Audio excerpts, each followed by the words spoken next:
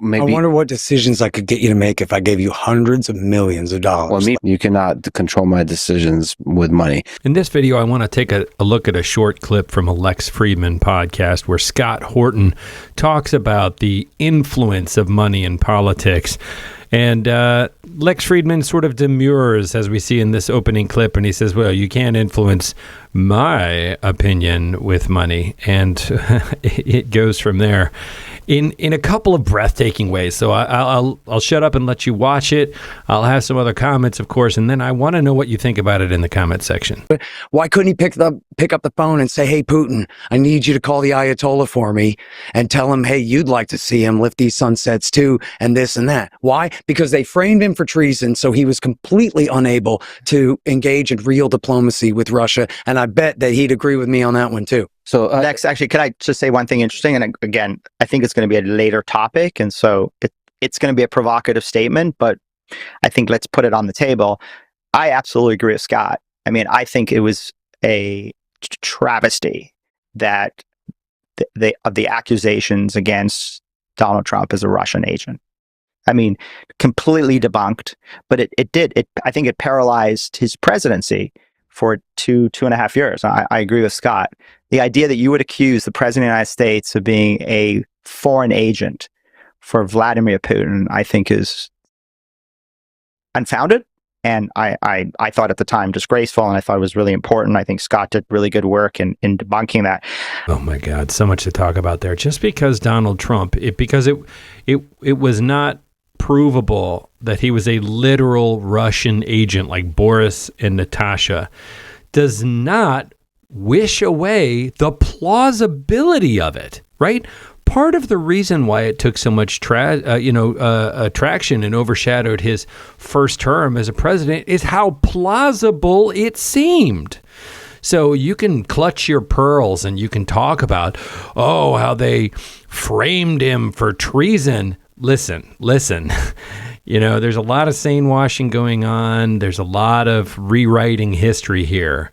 Donald Trump didn't need to be a Russian agent for his interests to line up with Putin's. And, let's just look at his own words about how cozy they were and what good friends they were. And Putin would say something and he would repeat it, right? So it's like George Carlin. There's a clip from an old talk show where he's like, you don't need a formal conspiracy for people's interests to line up. And that's exactly true. So we don't need some document. I, Donald Trump, hereby swear that I am a Russian agent. It's not. That's just not how the world works. First of all, we've never had a president that operated to such a degree, A, in their own self-interest, but B, in the interest of a foreign nation. And they get to talking about Israel here in a minute. But I just wanted to pipe and say that. Let's keep watching. I would say that just a couple of days ago, I was watching a podcast Scott was on, and he accused Trump of being an agent for Netanyahu and the Israeli government. So I think, again, the accusations that the president of the United States is a foreign agent for some foreign government, I think we should just put all of that aside in any discussion and just say President Trump makes his own decisions, whether we agree with them or agree with them. But he's not working for the FSB and he's not working for Mossad.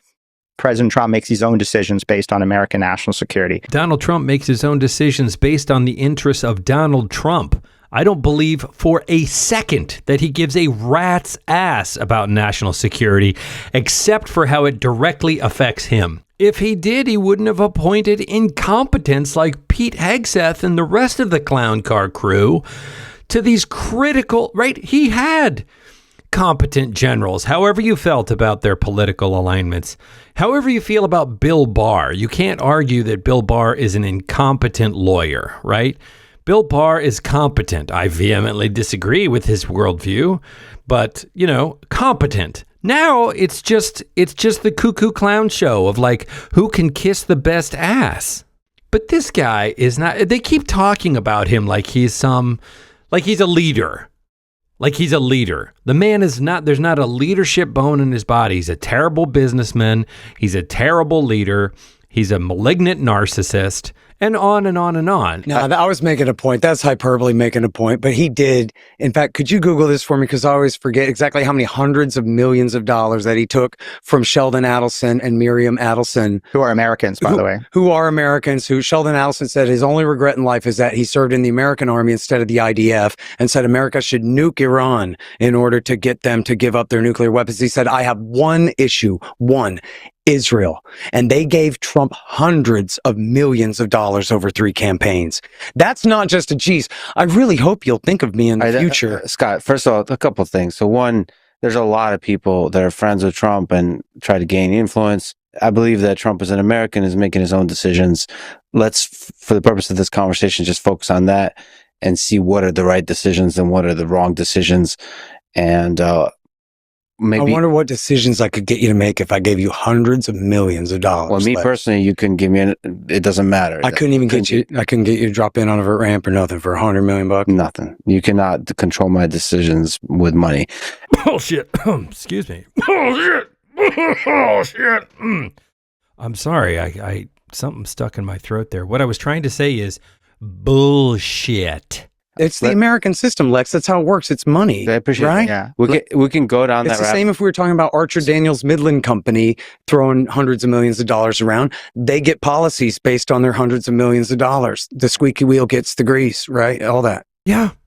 Dude, it's literally what is at the heart of how broken our system is money and politics, citizens united.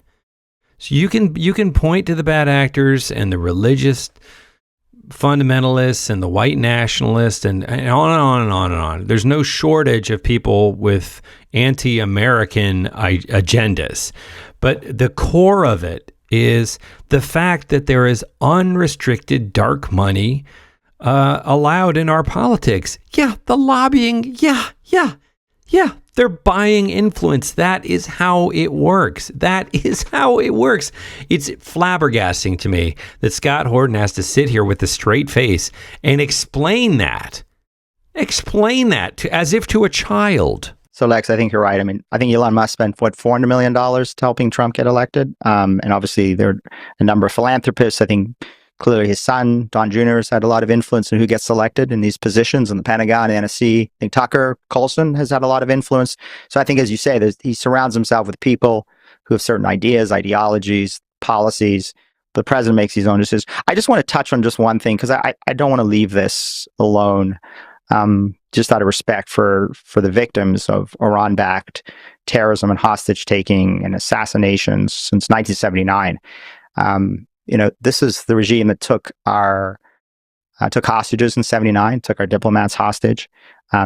Scott says, 83 was really the only thing that happened, and throws out a lot of information, certainly some pretty breathtaking accusations that somehow the Israelis knew about this and didn't tell the Americans. And it's a Mossad officer's accusation. Yeah. Victor Ostrovsky is his name. Yeah, I know exactly who he is, and he's been widely discredited. God, the smug tone of just like, oh, you poor misguided liberals.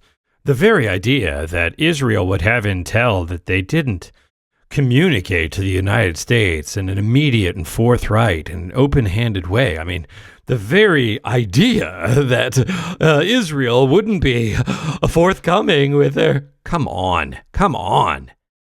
I cannot understand. Look, of course, international relations and geopolitics is incredibly complex. There aren't clear, easy answers.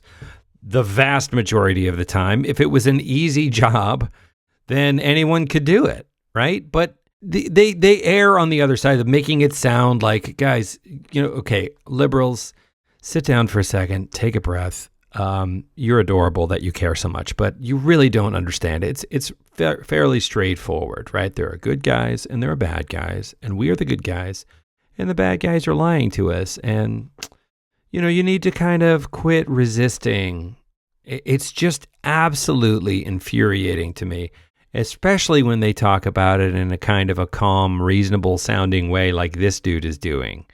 He's talking about, this Mossad agent, he's debunked many times. Sure, there's people on both sides that have been debunked, but The idea of painting Trump is like he surrounds himself with people. That's the president's prerogative. This is business as usual. Nothing to see here. You're making mountains out of a molehill. No, we're making a mountain out of mountains of evidence.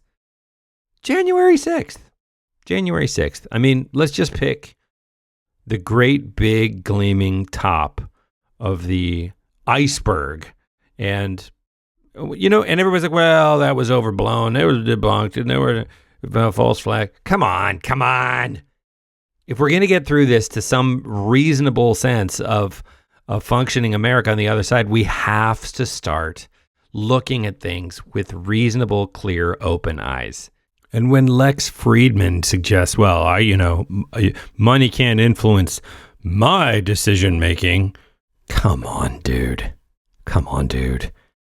I mean, to push back on the idea that there is money and the influence of money is not problematic. Gee, give me a break. If we can't agree on that. Anyway, let me know what you think in the comments.